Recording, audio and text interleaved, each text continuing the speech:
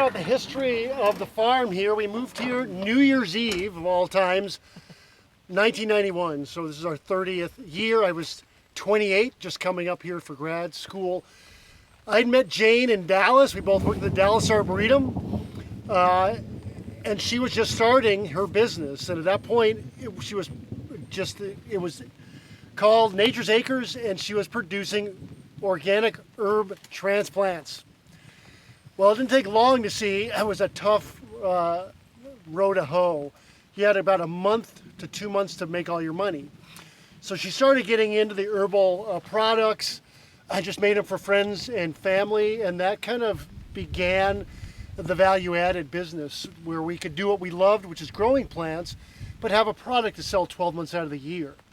So when you do walk through the gardens, you'll see we're not ginormous, but we're able to do multiple harvests and then preserve that where she can make product year-round out of it. We saw real quick, if we were just trying to do dried rosemary or basil or something like that, you would need huge fields, and we really aren't set up for that here. So we are on top of the Baraboo Bluffs in one of the highest points here. We're at 1,470 feet. Doesn't sound huge if you're from Colorado or somewhere, but that is just shy of 600 feet above Baraboo, so above just below us. So we are in our own little microclimate. So we trend to be about 3 degrees cooler than down below. And so that means in the winter is we can have snow cover when there's nothing down below. It's a very unique environment. What we've learned too through the years is that there's a very unique ecology of the bluffs. Because of the higher elevation, the lower temperatures, the sheer rock, north-facing rock faces, we get a lot of northern plant material, white pine being one, and a lot of other unique things. We're also a sanctuary for birds. So we are the largest contiguous deciduous forest from Texas to Canada. Throughout the Midwest, there are larger coniferous forests, but not deciduous forests. So the amount of breeding birds up here is stupendous. The Nature Conservancy, who owns probably somewhere in the neighborhood of 8,000 acres in the Bluffs, has it listed as one of the last great places because of the ecological diversity here. One thing we didn't know about when we moved up here were the ground nesting birds. So traditionally all those birds I'm speaking about like the Bluffs because we have these dense woods away from edges where raccoons, possums, other things that would feed on them can get. Well, the ground nesting birds came later once people had opened up fields up here. They also need large acreages. We have another field next to this, which we'll see as we go out. So we had a robust population of bobolinks, not a bird I had ever heard of before we moved here. Bobolinks apparently used to be quite common until right about 1963, the year of my birth, when people began to do multiple cuts of hay. So the bobolinks return when the grass is about yay high. They'll just appear overnight, seems like, and they'll nest on the ground, and their young will fledge off right around 4th of July, and that's when we'll cut hay.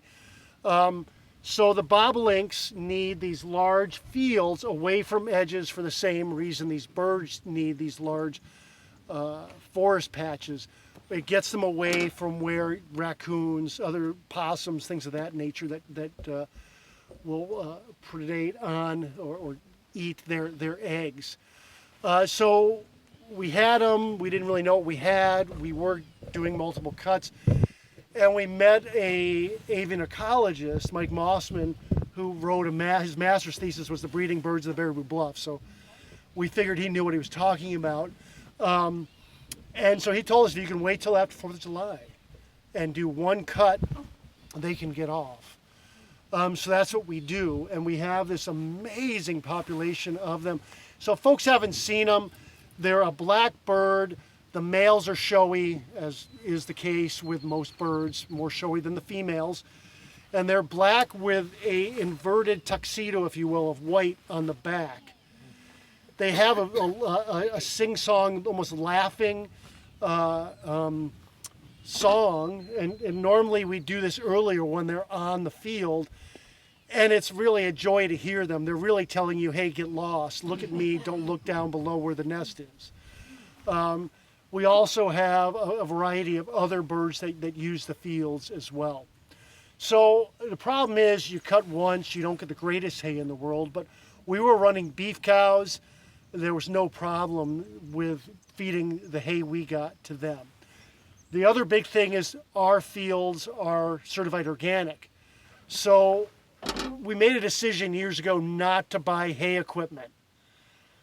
You got a storage, it's always breaking down. We're only cutting once. So because we're organic, we've never had an issue finding another farmer who wanted to come cut it. So right now we work with two twin brothers who own an organic dairy about 8 miles from us, and they love it. So they came and cut just a couple of weeks ago, middle of July, wham, bam, and gone.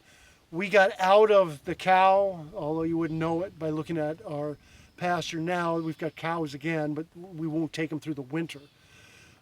They are mainly using it for bedding, but they can't get enough. So if you do have any kind of fields that you aren't converting over, I made the decision, it's also quite rocky here, which I didn't talk about, to start converting this back to woods. And this is a lot of replanting, all the oaks, the white pine, an occasional larch, and the walnuts. I put in all that. But they come up and cut it. So before that, we went 50-50 with them. We got 50% of the hay. They took 50. Now they just pay us. And they have the equipment. Of course, if something broke down, again, we'd have to deal with it. They did.